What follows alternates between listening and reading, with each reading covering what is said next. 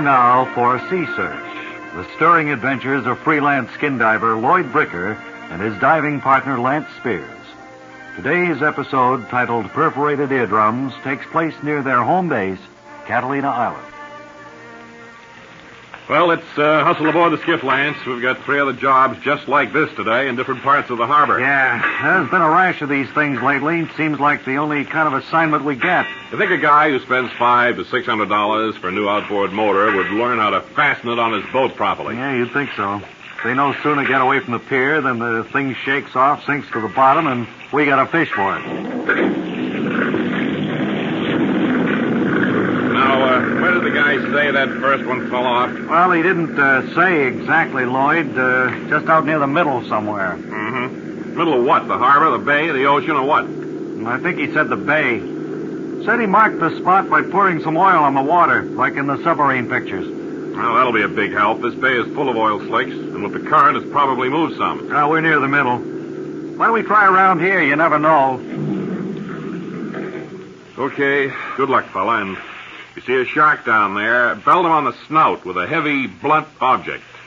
Well, it's not my turn. I found the last 5 of these things, and you never even got your toes wet. Well, never mind the arguing. We've got a busy day ahead, Lance. Oh, boy, I knew you were going to pull this the minute you showed up on board in your business suit. This suit helps me make a good impression when I look for freelance diving assignments. Well, it hasn't helped because I land most of the jobs wearing a T-shirt. How can you expect to get diving work hanging around the track? You got to cover the waterfront. Look, I cover the waterfront, but that's beside the point. You know, I can't dive in water deeper than 12 feet.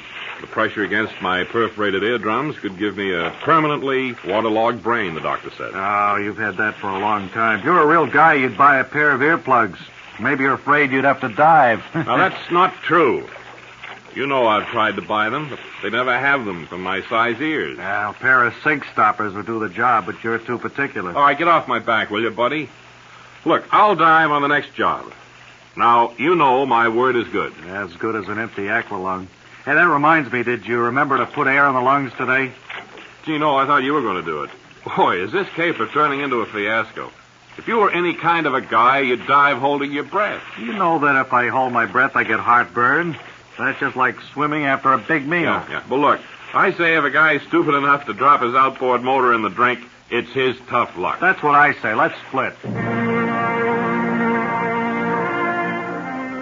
Tune in next time for another exciting Sea Search story entitled Cockles, Mussels, Alive, Alive-O, when you'll hear Lloyd Bricker say... Now, listen, Lance. I only said my word is good, not great. On Sea Search, an El Guco production.